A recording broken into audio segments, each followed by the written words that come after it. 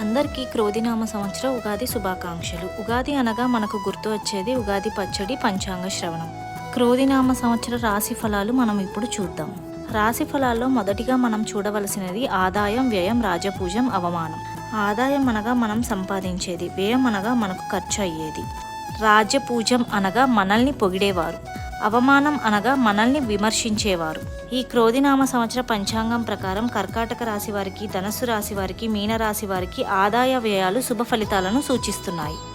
మిథున రాశి వారికి, కన్యా రాశి వారికి, మకర రాశి వారికి, కుంభరాశి వారికి ఆదాయ వ్యయాలు సమానంగా ఉన్నాయి.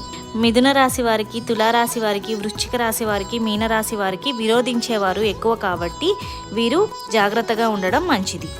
మొత్తం తెలుగు సంవత్సరాలు 60. ఇవి రిపీట్ అవుతూ ఉంటాయి. ఈ క్రోధినామ సంవత్సరం 38వ సంవత్సరం. మీకు ఈ సంవత్సరం మంచి ఫలితాలు రావాలని ఆశిస్తున్నాను. ఈ వీడియో మీకు నచ్చినట్లయితే సబ్స్క్రైబ్.